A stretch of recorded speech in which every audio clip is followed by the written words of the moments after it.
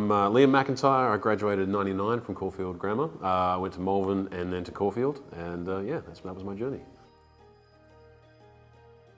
I only remember bits and pieces. I remember being on this big rug in the main hall in Malvern Grammar in the campus in the big hallway there with the. I remember talking too much, as I still do now, and having to sit on the star, which was a part of the special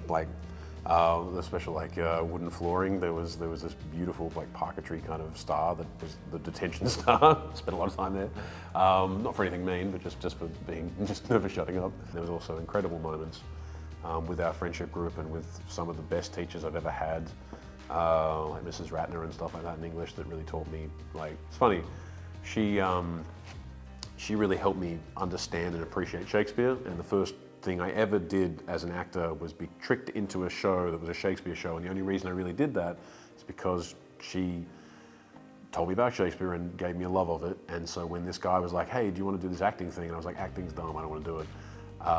He's like, "Well, it's a Shakespeare show," and I was like, "Oh, well, Shakespeare's kind of cool. Well, all right, tell me a little bit more." So, even though while I wasn't an actor at school, some of the building blocks for what would become my career were laid there, which was kind of, you could never imagine. It was amazing. For that show, I got this audition. It was a show that I'd watched on TV. It's a crazy story. It's quite sad, actually. The lead actor got cancer and he had to step away from the job to hopefully get treatment. It sadly didn't work out, which is really sad. But yeah, they needed to find a replacement, and so I was just like, an audition, amazing, have fun, and I didn't get a lot of those. And then it just, I'd done the first ever movie I'd ever done, proper movie, and the guy was like, "Oh, he's been in a coma for a year, so he's super thin," and I was always a sort of a chubby nerd, which is kind of where the bullying came from. And so I went to the gym for the first time in my life, pretty much, and just didn't know how to diet. So I remember being at Village Cinemas eating like some barbecue shapes, and that's it. Because I was like, there you go, that's no food. But, and it was just the worst way to do anything. And I'd lost 20 kilos. I looked just horrifyingly skinny. And then they had this audition for a massive, bad gladiator, a tough gladiator. And I was like, well, this is never going to work out. Anyway, so they auditioned and they liked it, which was the biggest win I'd ever had in my whole life as an actor. And then they sent me to another audition, and they liked that, and that was crazy. I was like, "What's happening?" And then they were like, "Actually, I got called by the head of the studio, saying, we want to get you this job, Liam. So we want you to fly over to New Zealand. We're going to train you, see what can happen."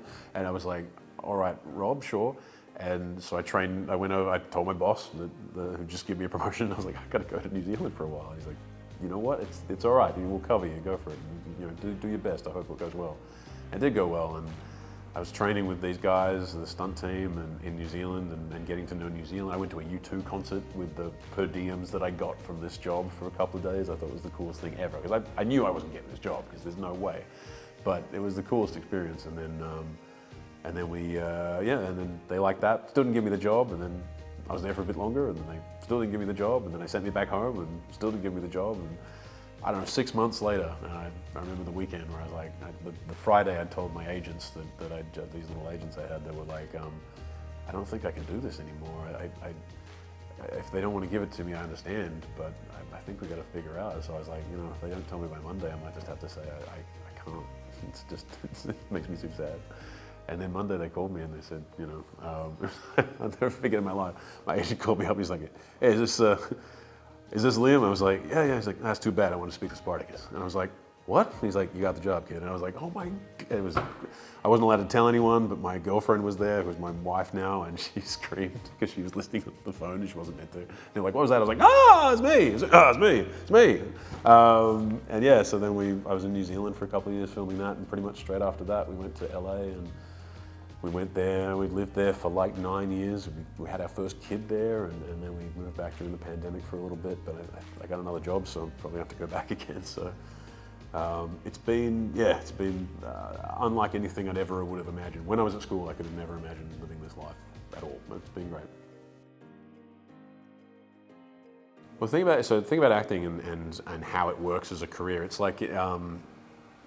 In a lot of ways, it's funny because a lot of actors say that it's no one else goes through this. It's so hard. There's so many highs, so many lows, and that is definitely true, and in a magnitude that's probably not found in too many other careers. Probably similar to being a contractor. Like I have a building company, and I want to build your house, and here's my bid, and they're like, we're going to go with the other guy. But there are days that I miss my 9-to-5 job, and it's regular paycheck and it's consistency. But and being an actor is a bit like being at a casino, because you got it's like big wins, big losses, and things like that. But you have to keep a level head, but it is unlike anything. It's that old saying: you do something you love, you never work a day in your life, whatever it is. So if communicating to people that way and that storytelling and all those things are in your heart and you love it, it's the most satisfying experience. When it's going well, it's the coolest thing ever. And when it's not, then you just have to reconcile with yourself and make sure you're doing all you can to keep busy. But there are a lot of jobs that have that element. There's no classes. Well, there should be. And if I ever became an acting coach, that'd be one thing I did. There's no classes that teach you how to be an actor as a career. They teach you how to be an actor as a skill, but they don't teach you how to live as an actor, like to make that life choice. They just teach you the skills you need to hopefully one day, when you get your chance, to be good enough. And that's amazing. You need those, obviously. When I just finished Spartacus, and you're sort of like, I've been the lead of a show. I guess we're good now. I guess we did it. A success. They don't prepare you or give you any sort of knowledge of how to emotionally prepare for what actually turns out to be a horrendously large amount of personal rejection. Like it's phenomenal. Like I probably should never have done this, but I have a folder on my computer of where I put all my auditions. So when I do an audition online, obviously not in person, when I'm sending them off, I'll send them a link to it, and I'm like, this is the audition, what do you think? Just that, without the in-person stuff, there's hundreds, like maybe 500 of all the no's, essentially. You might have got 4 yeses out of that 500. And so that first pilot season, you walk up and you first couple, you're like pretty confident. You're like, well, no, I get it. I can't win. I can't get all the jobs, but I've just been in this cool thing, and it's going to be great.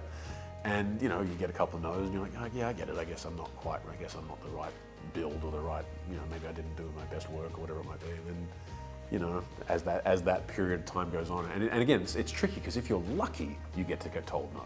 So all of my friends that haven't had the incredible opportunities I've had, would kill for all the no's that I get. You know what I mean? Like it's a weird position to be in. So like, it's a bit of an ignorance is bliss thing, where you maybe get, like before I got this job, back when I was in my 20s, I get like 5, 6, 7 auditions a year, and I felt like I did great. And maybe I get like a tiny role in some tiny thing, maybe, probably not.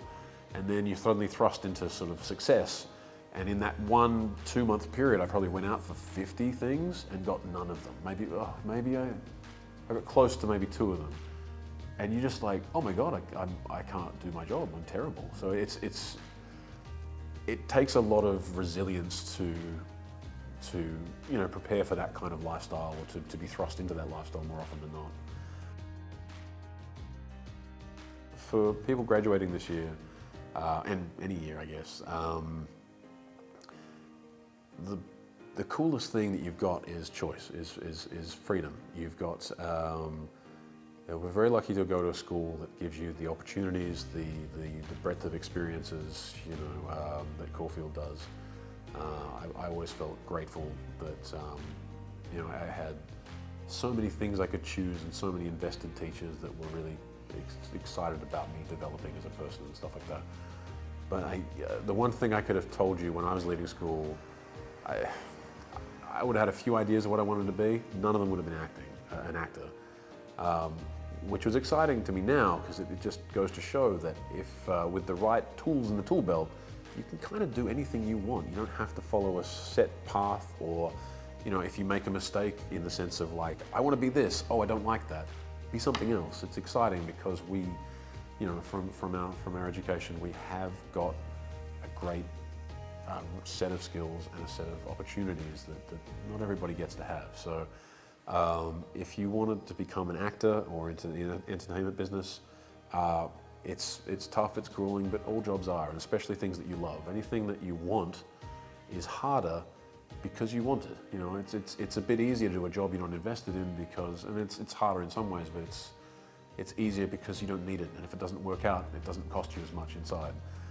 But whether it's acting or any other kind of career, if you need it inside you, if it makes you happy, if it gives you joy, if it makes you excited to wake up in the morning and go do that thing, then you know you've got to do it, and you've got to pursue it, and set inside you yourself some like rules and boundaries as to like what it means to you and how far you're prepared to go to get it, and also I think it's very important, especially in my job, to know where you won't go, to where isn't going to feel right, so that you can always check in on yourself and say, am I still on the path I should be?